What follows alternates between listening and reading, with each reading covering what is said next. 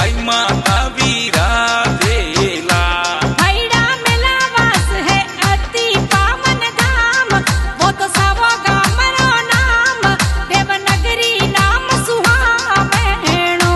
भैड़ा मेला वास है अति पावन धाम, घणो सावो उनरो नाम, देवनगरी रे नाम सुहावनो।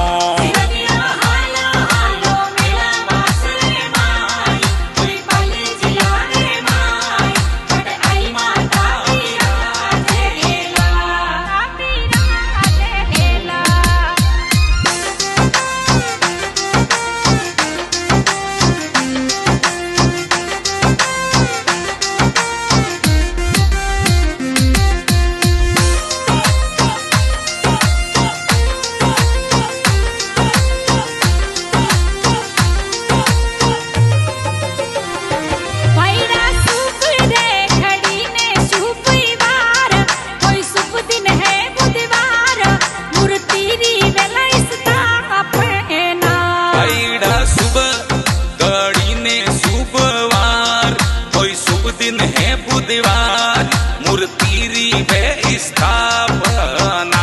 भैड़ा जेठ सुदी बीज ने बुधवार, आई जो भैड़ो रे साथ, आई जीरी ज्योति जगावाला।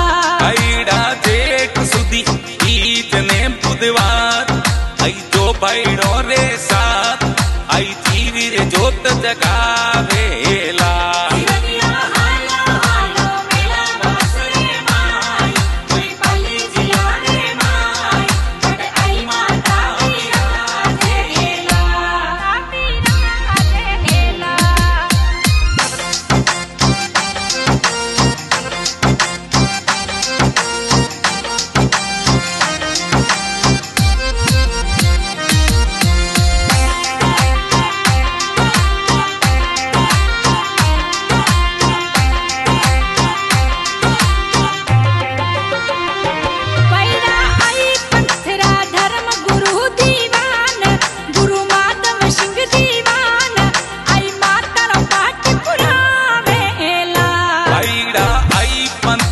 धर्म गुरु दीवान, गुरु माधव सिंह दीवान, आई माता रो पाठ पुरावेला।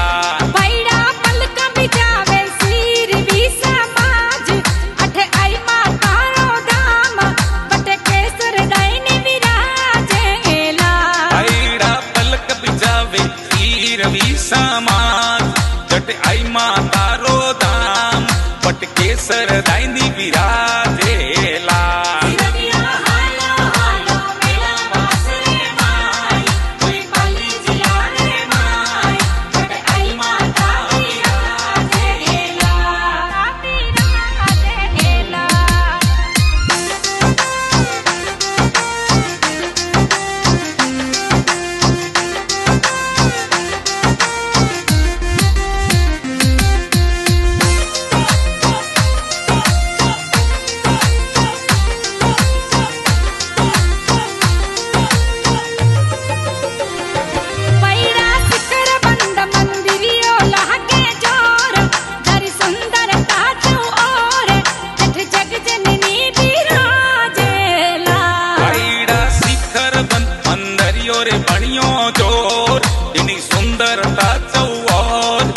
जगजननी बिराजेला।